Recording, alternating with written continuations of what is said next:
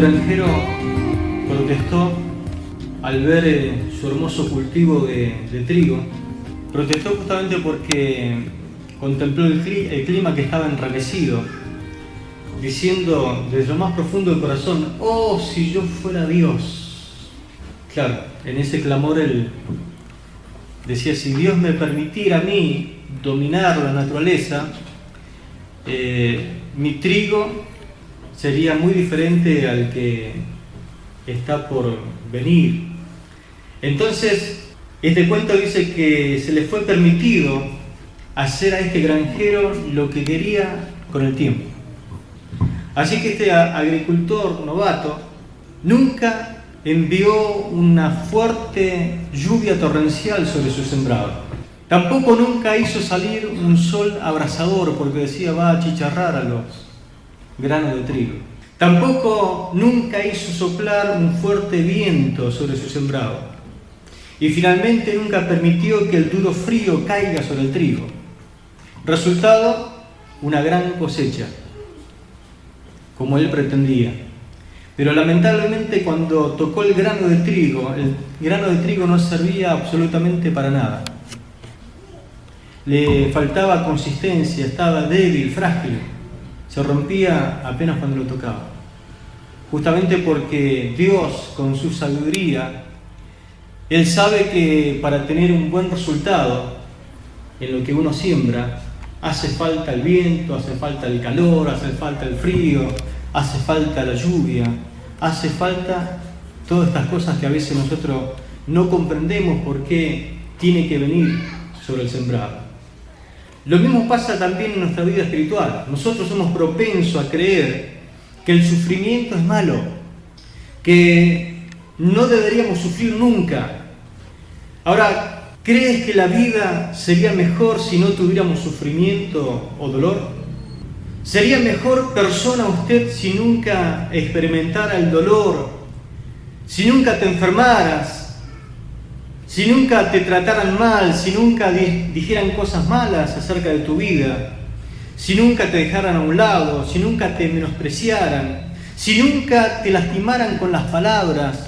¿Usted cree que sería mejor persona?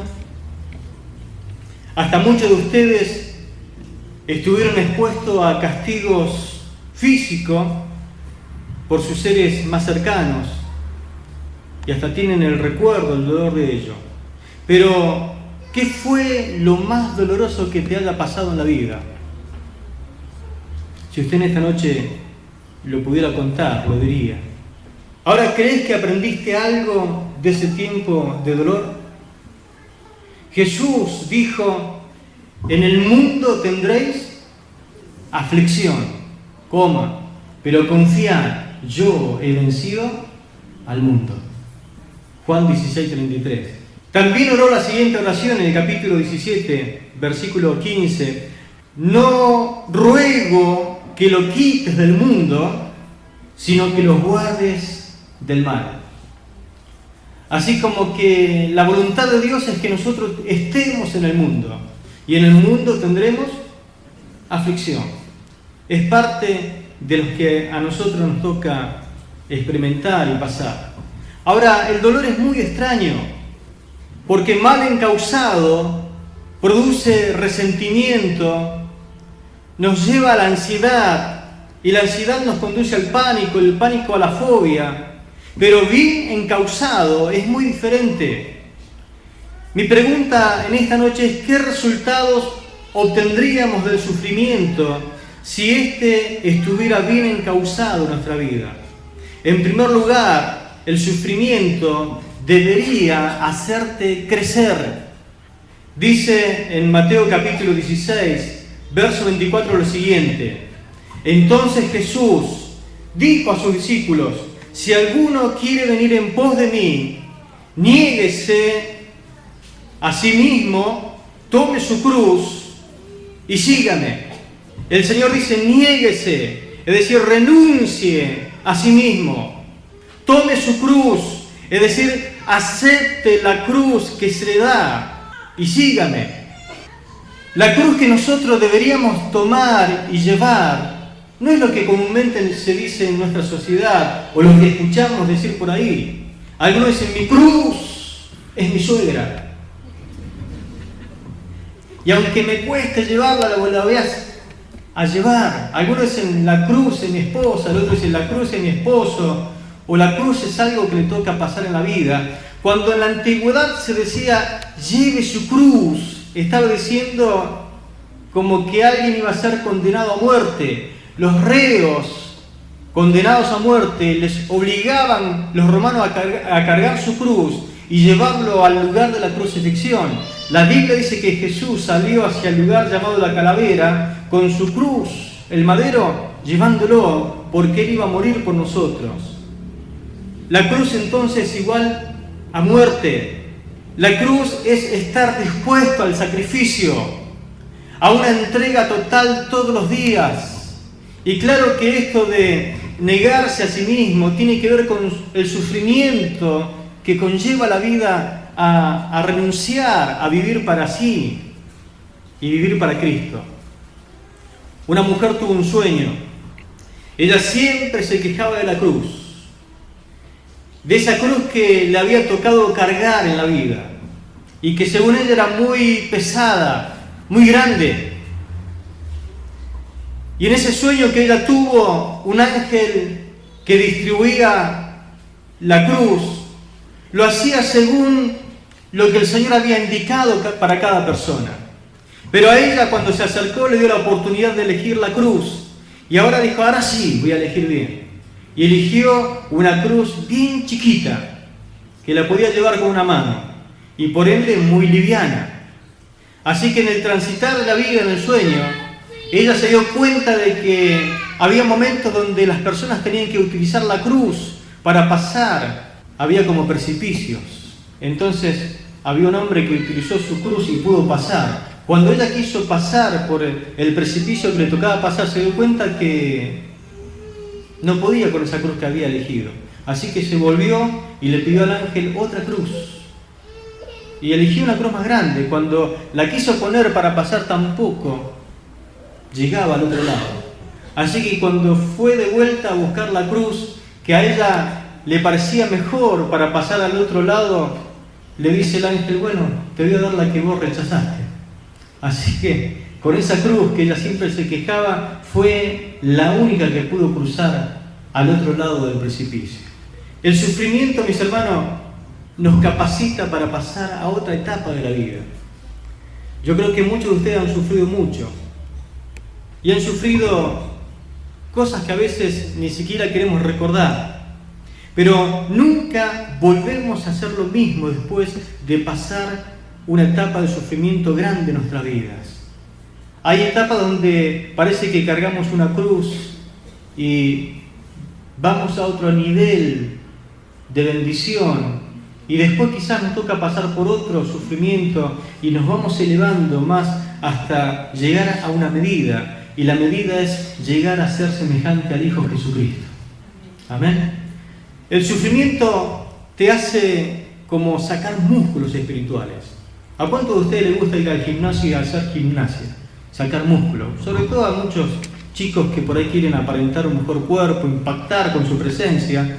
Van a algunos lugares y dicen, mirá los músculos que tengo, y se miran por todas partes. Bueno, hay músculos espirituales que usted también puede tener. Esos músculos espirituales justamente tienen que ver con entrenarse para la vida, y lo hace Dios a través del sufrimiento. Dios te pasa por diversos sufrimientos y cuando menos te das cuenta tenés musculatura espiritual. Es como los vientos que a veces soplan. ¿Cuántos de ustedes a lo mejor se quejan por los vientos? ¿Vieron estos días que hubo esos vientos que pasan los 60 km por hora?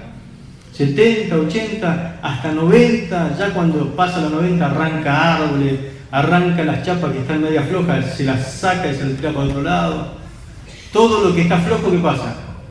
Lo arrastra el viento.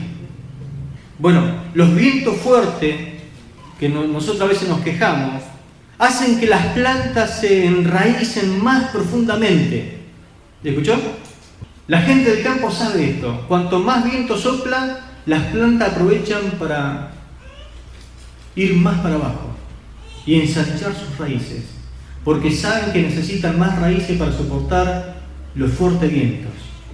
El viento fuerte renueva el aire que favorece la transpiración de las plantas. Escuche, ayuda a la polinización de algunas especies, aumenta la dureza del tronco y de las ramas. Los vientos suaves, por ejemplo, someten a los tallos de los cereales a una gimnasia rítmica que les viene muy bien para encañar. El viento remueve las capas de aire frío que hay junto al suelo y evita las heladas nocturnas de irradiación, y también barre la niebla y ayuda al secado con relación al tema de la humedad. ¿Cuánto dan gracias a Dios por el viento? ¿Qué pasaría si no hubiera viento, no? Pero nosotros somos propensos a quejarnos por el viento. Por eso, el viento bien encauzado, asimilado, es de bendición. La gente se queja del viento, pero tiene efectos muy provechosos y fundamentales para el crecimiento de todo lo que es vegetal a nuestro alrededor. Ahora, el viento, bien canalizado o aprovechado, es de bendición. La gente que quiere el viento, la brisa. La gente se quiere ir debajo de un árbol y que la brisa pase por su cuerpo y disfrutar de la brisa. Pero la gente ama la brisa y desprecia los vientos fuertes. Pero en esta noche quiero que usted entienda una realidad. Las dos clases de vientos son necesarias. Tanto la brisa como el viento. Por eso nosotros no tenemos que menospreciar y disfrutemos de los tiempos de bendición sobre nuestra vida. Pero los tiempos de sufrimiento no lo desprecie, no lo rechace, no se deprima, entienda que son necesarios para su crecimiento. En segundo lugar, el sufrimiento nunca debería detenerte. No importa cuán obediente seas, hay gente que anhela y ama obedecer al Señor. La Biblia cuenta en Mateo capítulo 14 que los discípulos fueron muy obedientes esa noche cuando el Señor lo despidió y le dijo: crucemos al otro lado, yo después los alcanzo, le dijo. Y los discípulos fueron en la barca y comenzaron a cruzar. Y a la cuarta vigilia de la noche se dice que se levantó una gran tempestad, al punto que parecía que ya se anegaban. Y el Señor, viéndolo desde la montaña, fue caminando sobre las aguas y se le apareció y le dijo: ¡paz a vosotros! Y a él le agarró un espanto y un miedo terrible, porque pensaban que iban a morir. Porque se contaba en aquel tiempo, las leyendas decían que cuando una embarcación en peligro veía un fantasma, perecían todos. Y lo que estaban viendo parecía un fantasma. Y el Señor dice: ¡paz a vosotros! ¡Soy yo! ¡No temáis! Hombre de poca fe. Y Pedro medio que veía y no veía, porque había un fuerte viento, una tempestad que mucho no se divisaba. Le dice: Señor, si eres tú, manda que yo vaya a ti sobre las aguas. Y el Señor le dijo: ven. Y Pedro se bajó de la barca y empezó a caminar e ir en pos del Señor. ¿Y sabe qué pasó? Pedro caminaba sobre las aguas. ¿Cuántos quieren aprender a caminar sobre las aguas? Caminar sobre la situación, caminar sobre el problema, caminar sobre el sufrimiento y no hundirte.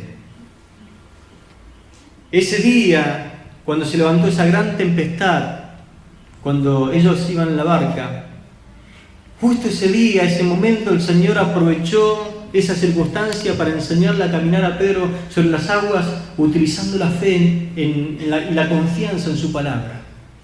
Claro que la Biblia cuenta que al ver los fuertes vientos y la tempestad, al desviar su mirada del Señor y comenzar a dudar de la palabra, Pedro comenzó a hundirse.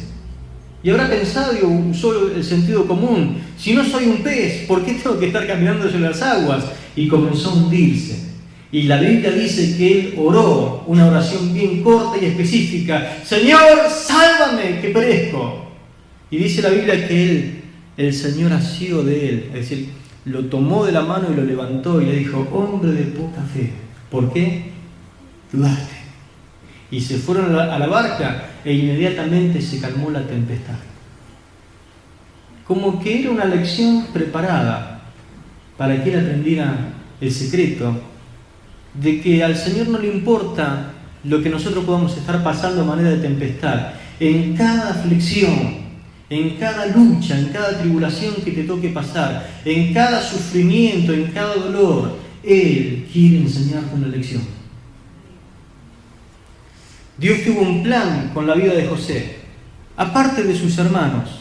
Desde muy temprana edad Dios le comenzó a revelar el futuro y comenzó a mostrarle que como que sus hermanos en algún momento se iban a inclinar ante él y que también sus padres lo iban a hacer.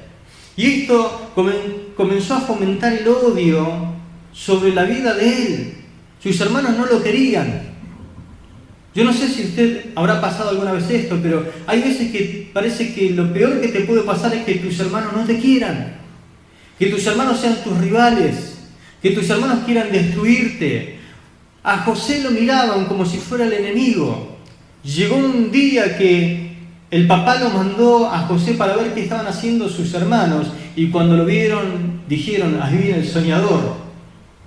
Y empezaron a planificar: ahora es el momento de destruirlo, el momento de acabar con él. Lo querían matar.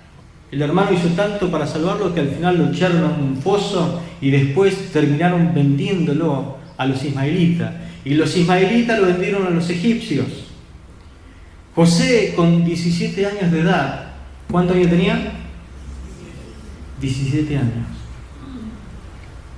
Nunca permitió que el dolor y el sufrimiento cerraran su corazón para que Dios siguiese cumpliendo su voluntad. Como esclavo en la casa de Potifar, Dios lo prosperó. Él perdió a su padre, perdió a sus hermanos, perdió muchas cosas, pero lo que nunca perdió fue su comunión con Dios. Después, la esposa de Potifar quiso acostarse con él, él no quiso. La mujer despechada lo acusó falsamente, fue llevado a la cárcel. En la cárcel, Dios prosperó al carcelero por causa de José, porque Dios estaba con José. Podemos pasar los momentos de sufrimiento más terribles.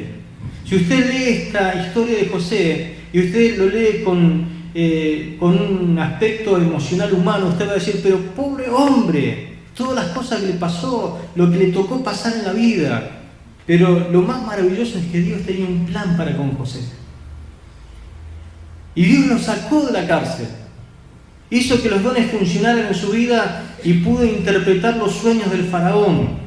Y en plena situación de hambre, donde ya se estaban cumpliendo los 7 años de escasez y de hambre, recién pudo entender lo que Dios había hecho y había permitido para con él, para proteger a un pueblo y que no desapareciera por causa de la hambruna. Génesis capítulo 45, versículos 5 al 8, dice lo siguiente.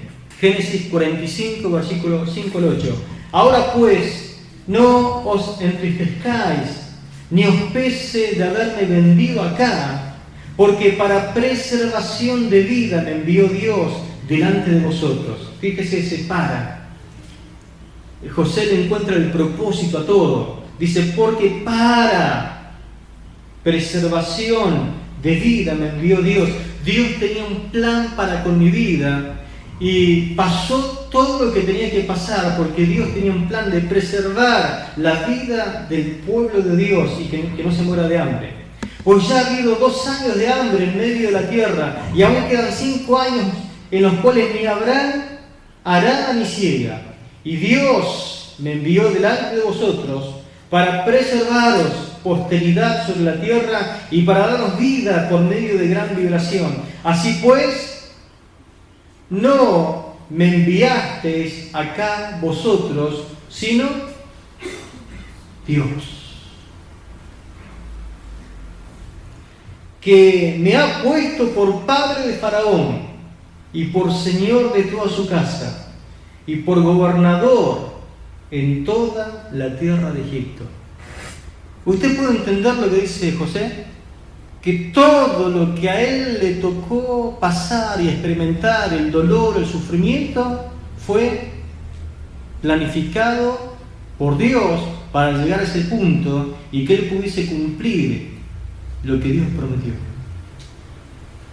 Nunca desista de los planes que Dios tiene para con su vida, porque hoy quizás no lo entienda y hoy se rasgue la vestidura y tenga compasión de usted mismo, pero yo le aseguro que si usted persevera en lo que Dios le ha preparado a usted, va a llegar un momento en que Él le va a permitir entender sus planes y va a decir: gloria a Dios, porque siempre me estuviste en mente para cumplir este propósito. En tercer lugar, el sufrimiento debería sacar lo mejor de usted. ¿Cuántas veces oramos creyendo? No sé si a usted le pasó, a veces a uno le pasa, ora a Dios diciéndole: Señor, pero vos no me entendés lo que a mí me pasa. Si nunca se lo dijo, por lo menos lo habrá pensado, y por eso a veces no oramos. Si el Señor no me entiende, ¿quién me va a entender a mí el Señor? Pero Él sí nos entiende, y nos entiende perfectamente, mejor que nosotros mismos. Pues Él pasó gran dolor, y Él pasó extremo sufrimiento. Él llegó a un lugar que se llamaba Getsemaní. Literalmente Getsemaní significa lugar de prensa. Allí era el lugar donde se prensaba, se sacaba aceite. Allí fue el Señor. ¿Sabe que fue? A orar. Y Él estuvo pasando por una gran presión. Era el momento donde Él tenía que decidir si ir a la cruz o salir disparando para otro lado. Así que dice la Biblia que Él oró allí en Mateo capítulo 26, verso 39, y en esa prensa, y cuando Él era oprimido por todos los pecados de la humanidad, porque Él no quería beber la copa que el Padre le había preparado. Él oraba y decía: Padre, si es posible, pasa de mí esta copa. La copa estaba cargada y llena de tus pecados y mis pecados, y Él veía eso tan horrible, tan horrendo, tan repugnante para Él, que no lo quería beber, porque sabía que eso iba a cortarle la comunión perfecta con su Padre Celestial. Él nunca cometió pecado, pero se iba a hacer pecado por amor a ti y por amor a mí. Si es posible, si hay un plan B, cambia los planes. Señor, no quiero beber esa copa. Pero cuando lo empezaron a exprimir y a exprimir y a exprimir, lo único que salió de su boca: pero no se haga lo que yo quiera, sino lo que tú quieres. Hágase tu voluntad. En el peor de su sufrimiento, lo que salió fue: hágase tu voluntad y no la mía. Mateo capítulo 20, versos 22 y 23, la primera parte. Jesús respondiendo dijo: no sabéis lo que pedís. Vinieron Juan y Jacobo como haciéndose los vivos, ¿no? Le dijeron: Señor, que no se enteren de otro, pero queremos que en el reino Juan se siente a un lado y Jacobo, yo al otro lado. ¿Qué te parece, Señor?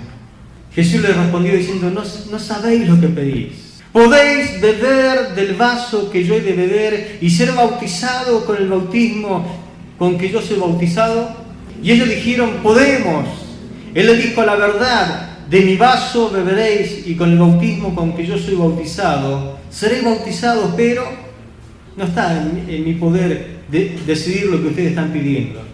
Pero cuando Él le dice: podéis beber del vaso, es decir, del sufrimiento que yo he de beber, y ser bautizado con el bautismo, es decir, el bautismo de sufrimiento, con que yo seré bautizado. Y ellos dijeron: podemos. Y Él le dijo, le aseguró: a la verdad, de mi vaso del sufrimiento beberéis, y con el bautismo con que yo soy bautizado, es decir, el sufrimiento, seré bautizado.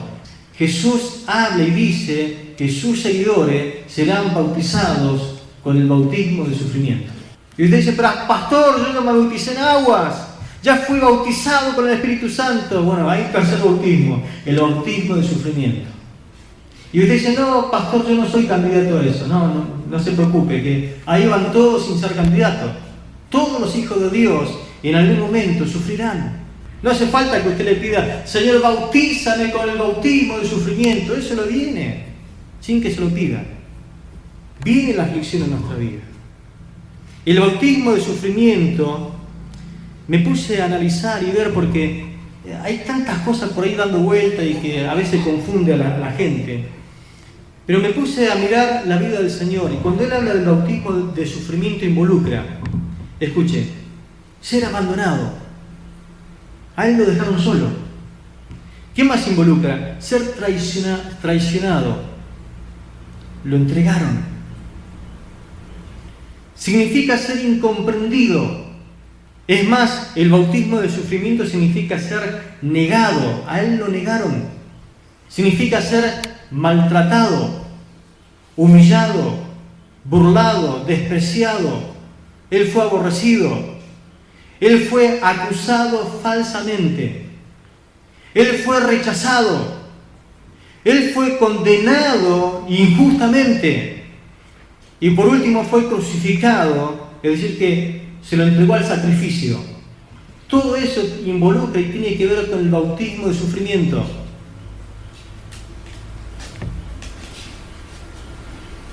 Pero quiero que noten esta cita que es maravillosa. Primera de Pedro, capítulo 2, verso 19 al 23 dice: alaben al Señor si los castigan por hacer lo bueno. No hay mérito alguno en ser pacientes si nos castigan por haber hecho algo malo. Pero si nos castigan, es decir, si te hacen sufrir por hacer lo bueno y soportamos pacientemente las bofetadas, Dios se complace. Sufrir es parte de nuestro deber. Cristo, al sufrir por nosotros, nos dio un ejemplo. Imitémoslo. Él nunca pecó. Jamás una mentira brotó de sus labios.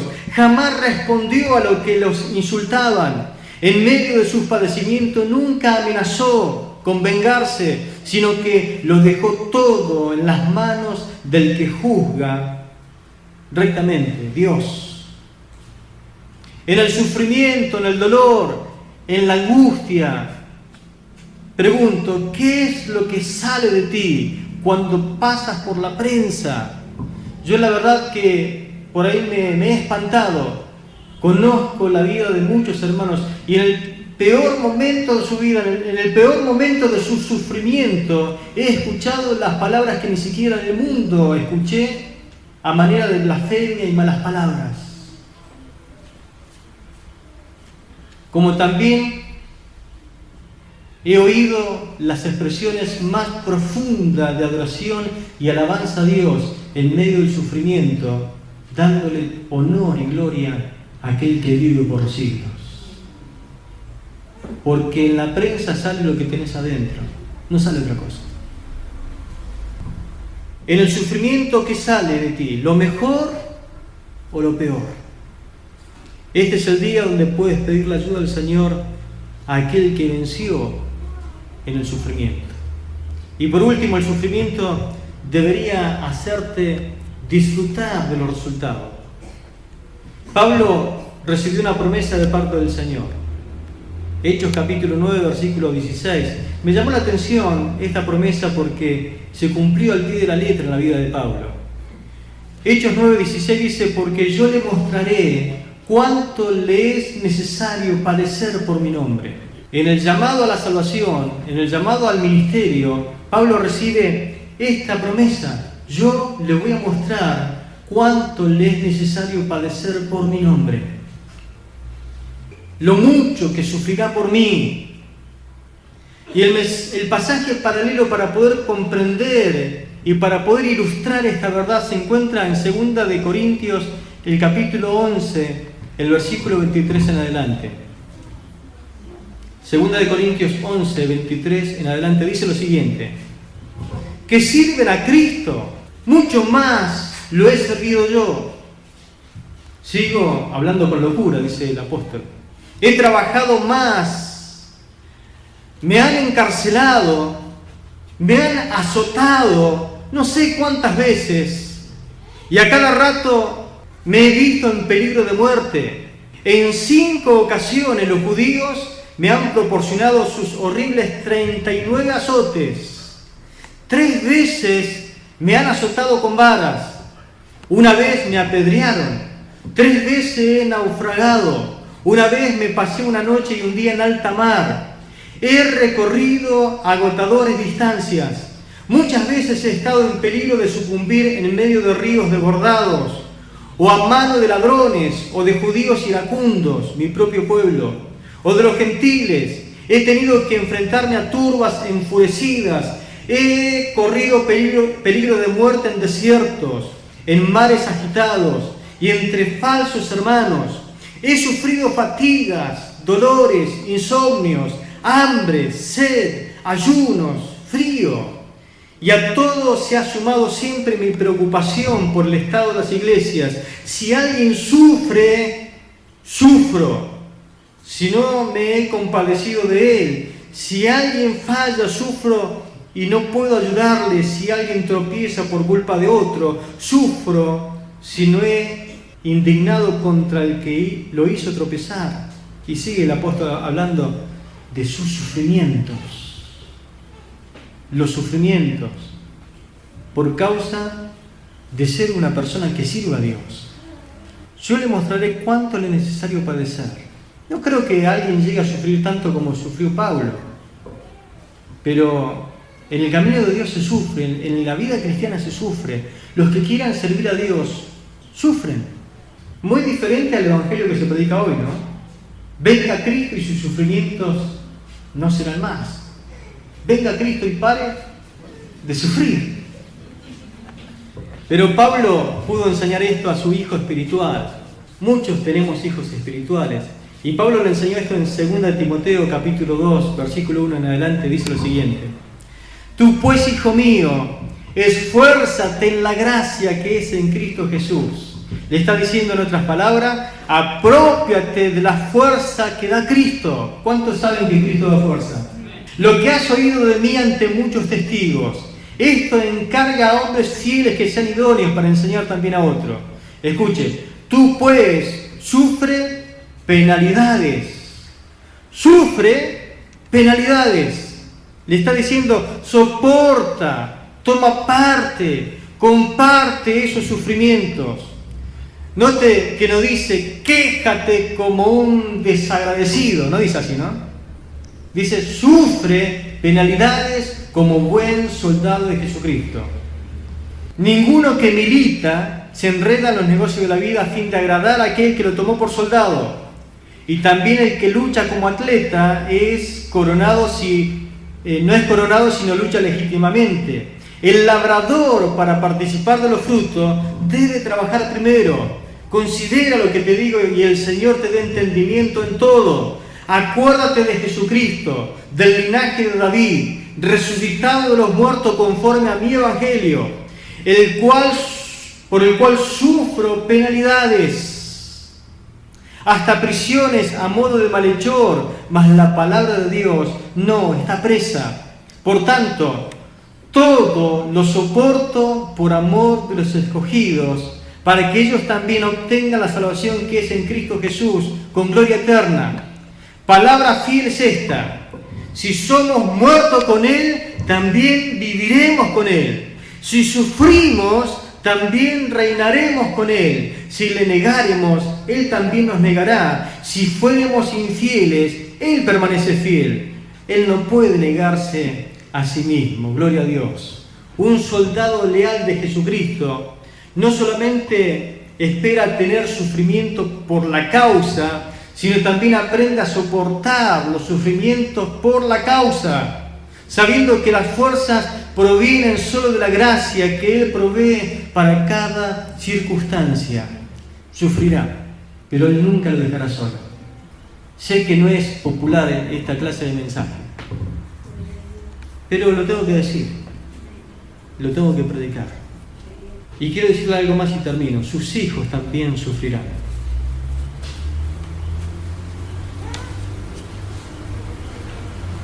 Y ahí es donde no nos gusta, porque a veces decimos, pero mi hijo, está bien que yo sufra, me lo aguanto, pero mi hijo, sí, tu hijo también sufrirá. Pablo lo que le está describiendo a su hijo espiritual llamado Timoteo. Y no sé cuántos de ustedes tengan hijos espirituales, pero también es como parte nuestro, es parte de la familia. Y también no nos gusta que nuestros hijos espirituales sufran. Pero no podemos tampoco sobreproteger, porque la sobreprotección hace mal. En una ocasión atendí a un padre que venía de orar la siguiente oración: Señor, te ruego que me traspases a mí el dolor que está padeciendo mi hijo. ¿Es bíblica esa oración? Por la duda nunca la hagas, porque Dios no le va a responder esa oración. Y el papá venía con lágrimas en los ojos, y venía quebrantado, hecho pedazos. Le decía, ¿sabes qué oré? Me dijo, le pedí al Señor que me traspasara todo el dolor que está teniendo mi hijo a mí. ¿Por qué? Porque es el amor del Padre, que no quiere que su hijo sufra. Pero no podremos nunca suprimir el dolor en la vida de nuestros hijos. Pero sí podemos hacerle de bastones. ¿Para qué sirve el bastón? Para apoyarse.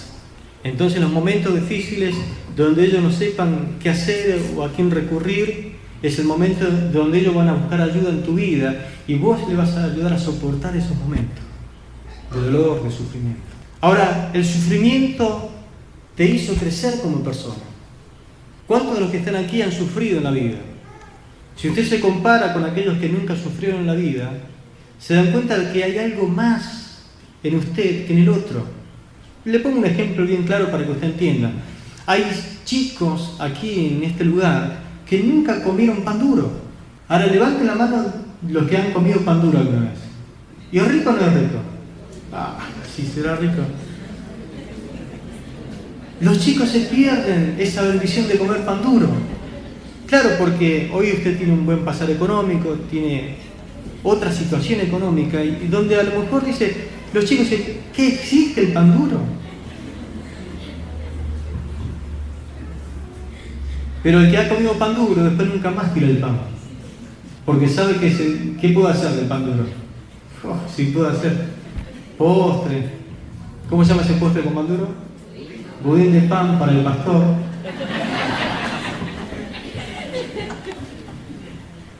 Hay hermanas que tienen un don especial para eso. Solo que se dejen usar.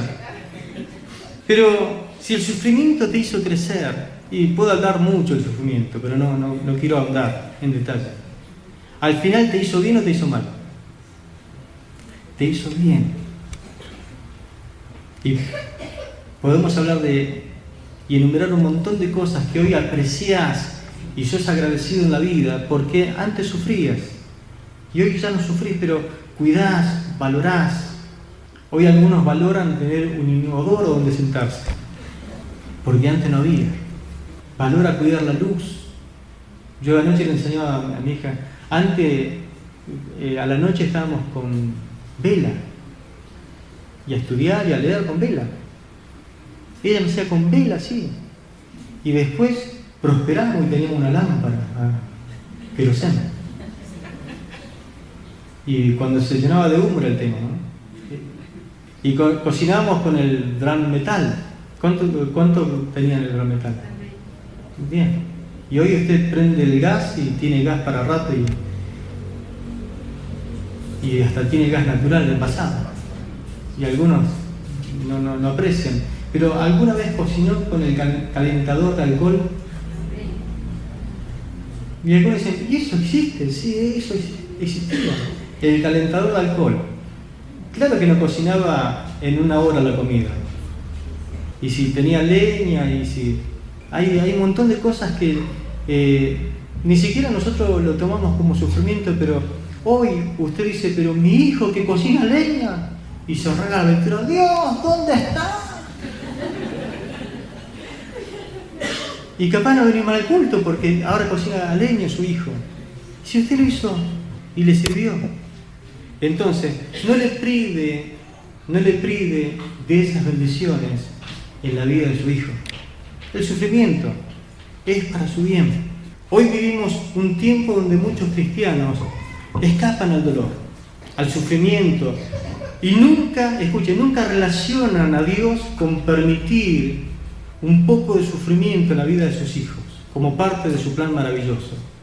Como resultado, tenemos a muchos cristianos endebles, débiles, flojos, inconsistentes, como ese granjero que le dijo: si yo fuera Dios, nunca viento fuerte, nunca calor, nunca lluvia, nunca frío. Y así salió la cosecha, ¿no? Bueno, Dios no es así, Dios es sabio. Él permite fuertes vientos, un frío terrible, un sol abrasador y un viento que parece que rompe las peñas. Viene sobre nuestra vida, pero saca buenos cristianos. El sufrimiento hizo de la iglesia primitiva una iglesia invencible.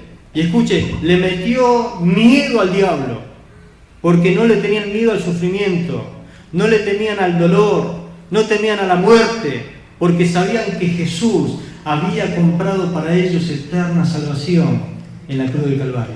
Él puede en este día ayudarte a entender que el sufrimiento es permitido con un propósito determinado en tu vida, y es para, en primer lugar, hacerte crecer. Segundo, para que nunca desistas.